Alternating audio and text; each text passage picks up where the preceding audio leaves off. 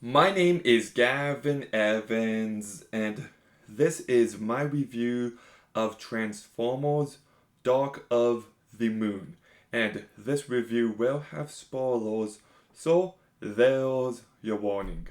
But just like the first two movies, this one was not well received at all. On Rotten Tomatoes, it got a 35% from the critics and a 55% from the audience.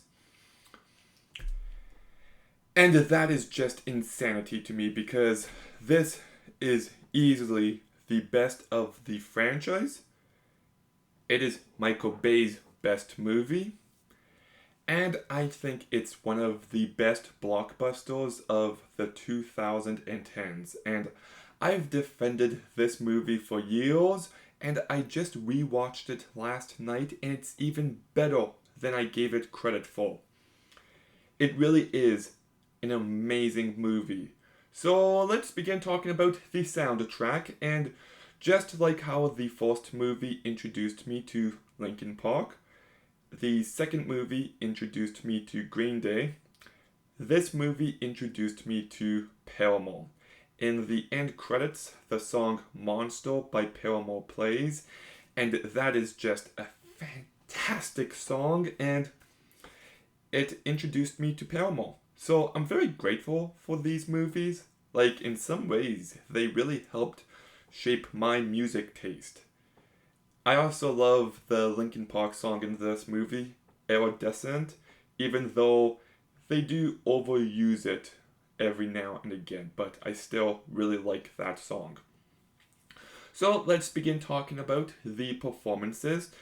And Shia LaBeouf, say what you will, but I think he does such a fantastic job here.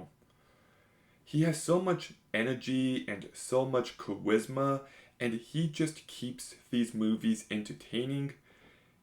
He brings humanity to them, and I think this is his best work yet. Some of his line delivery is just perfect. Like when Collie's like, "Are you jealous of him?" and he breaks into laughter. Just fantastic. I also do love the way he's written. Like, he wants to matter. And that's something so relatable. But I also love how in the last act of the movie, he walks into this city where he knows he could die to save the woman he loves. Like, this guy is just courageous, and I really do like the character.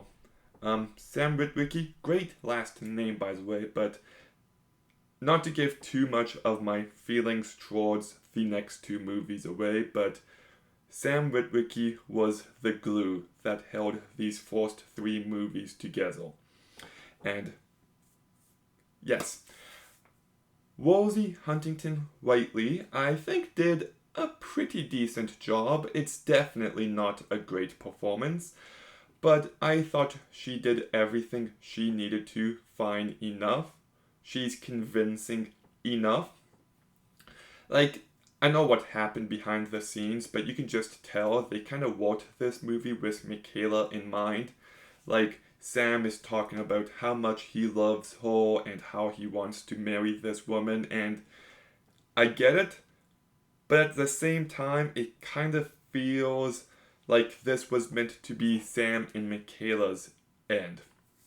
But I still enjoyed the character well enough. I actually do like some of the relationship drama between them because Sam, like I said, wants to matter. He misses his exciting days. While she wants stability, she wants to move ahead. So the conflict is actually really well written, I thought. Josh Dumas, I thought, did a really good job. I would have liked him to be in this movie a bit more, but he makes the most of what he's got. Tyrese Gibson, I think, does a very good job. John Turturro continues to be very entertaining. Alan Tudyk, I like in this movie. I thought he added some nice personality. Frances McDormand, I thought, did a really good job.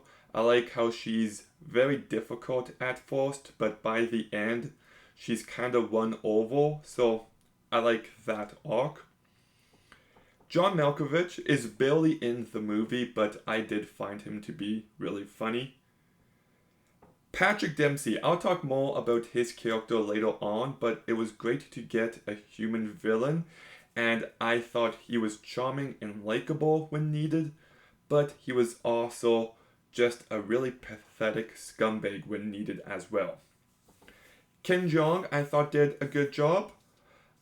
Julie White is really funny. There's one line in particular that made me laugh, and Kevin Dunn does good as well. Uh, Peter Cullen continues to do a great job as Optimus Prime. Leonard Nimoy, I thought, was a very welcome addition to Sentinel Prime, as Sentinel Prime. And Hugo Weaving continues to do good as Megatron. And yeah, the entire cast is actually a strength of this movie, and I just think, as much as I enjoy the first two movies, this is an improvement in every single way. The pacing and structure is much improved upon. I love how we get a good first hour of setup, and then we get a bunch of twists and turns and things escalate, and then we get the entire final section, which is non-stop action. It's just really well done structurally, and I really like the story here. The stuff with the moon landing, the twist that Sentinel Prime is actually evil, and the Decepticons' plot to bring Cybertron here and to enslave humanity. Like, I definitely felt the stakes more here than I did in any of the other two movies. I also think the villains are much better written. Like, Megatron just wants to rule. He wants to be the guy in charge. And Sentinel Prime wants to preserve their race. And like, he's got the same goals as Megatron, but personality-wise, he has more in common with Optimus Prime, and I kind of like that. It makes for a very interesting villain, and the two kind of remind me of Water News and Randall from Monsters, Inc. But anyways, much better written here than in the other movies. Even the human villain of Dylan, I liked it because at first it's just Sam's insecurities getting the better of him, but by the end of the movie he actually is evil, and it gives Sam someone to face. That was a great addition. I also thought this movie had much more emotion. Like, you really do come to care for the characters. Like, especially Bumblebee, when he's about to die, you do feel the weight of it. And despite the craziness, I still find these movies to be very sincere. You also feel like the weight of Chicago getting destroyed. The music by Steve Jablonsky is actually phenomenal here. Like, this is his best work. I know some people complained that it sounds too similar to Inception. Okay, fine, whatever. It's still really well used within the movie. It just adds to the excitement, it adds to the emotion, and it adds to the epicness. The sound is once again really great. The visual effects still look fantastic. And I like some of the editing in this movie. There's a few times where it fades in and out, and it's actually used effectively to add to the dramatic weight. There's one scene early on of this father getting attacked by a Decepticon, and there's something really sinister about that scene. So I really do like the fact that Michael Bay pushed himself even farther and did an even better job. I don't think anyone could have made these movies quite like him. He just captures scale and scope so incredibly well. And I do find this movie to be funny. Like I said, that one scene early on with Sam laughing is great, but I love how he calls Carly mistress. Um, the scene when Sam is talking to his mom, and she's like, well, you got Michaela and you got Carly, both very good looking girls, so that's probably not going to happen again unless you've got a big, and it's funny. It's funny.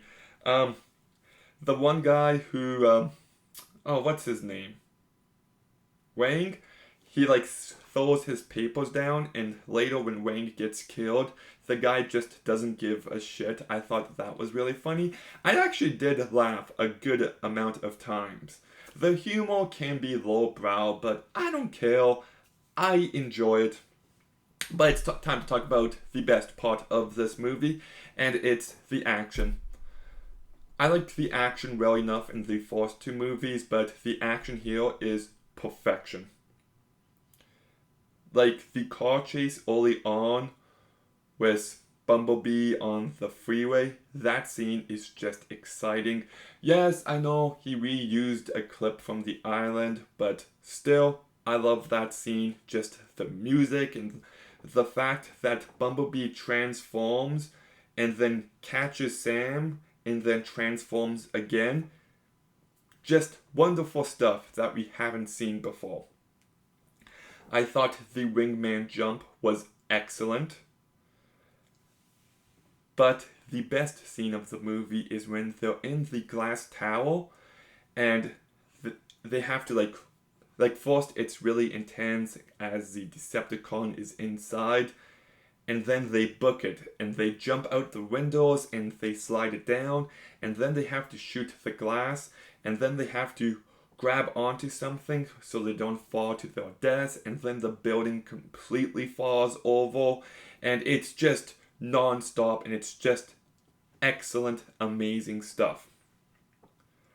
I like the one scene where Sam shoots the grappling hook at Starscream's eye and he's getting swung around. I love the fact that the humans are sniping their eyes. Like, the humans actually felt useful in this movie, which was a nice change of pace. And the best action scene, actually, I already said that about the glass one, but it's pretty even. Another phenomenal scene is when Optimus flies down and he's just killing Decepticons left, right, and center, and it's just got the music blasting, and it's just phenomenal. It really is exciting, well-made stuff. And I will say that, like, the last act of this movie set the bar for blockbusters for the next decade. Like, this movie did have the original beam shooting into the sky. It became a trope for a while, but I believe it begun with this movie, and even the next year, the Avengers came out, and it's very similar to the finale of this movie. So clearly it left an impression. But yeah, I really do love this movie. I do got a couple minor issues. Like I said, I don't mind Carly, but you can tell that character was written as Michaela originally. I think there is a couple jarring moments in this movie.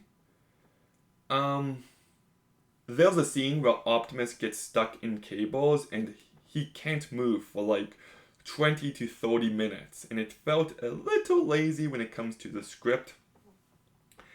And when you really start thinking about the backstory of the first three movies and how Decepticons came to Earth a long time ago looking for the R-Spark, and then they wanted to enslave humanity, and then they also wanted to destroy the sun and kill Optimus Prime and get the Fallen there, but they also had a plan with Sentinel Prime to bring Cybertron here and enslave humanity. When you start thinking about the first three movies, you're just like, wait, what were the Decepticons planning to do?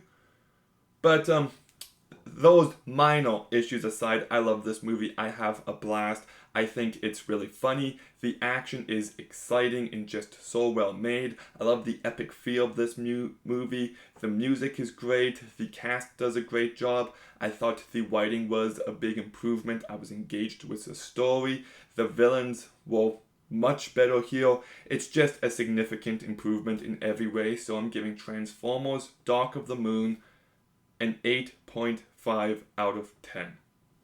One of the most underrated movies of the past 13 years. But anyways, Transformers Dark of the Moon. Have you seen it? What did you think? Let me know in the comments down below. Make sure you like, comment, subscribe. Stay tuned for more videos soon. And Gavin, out.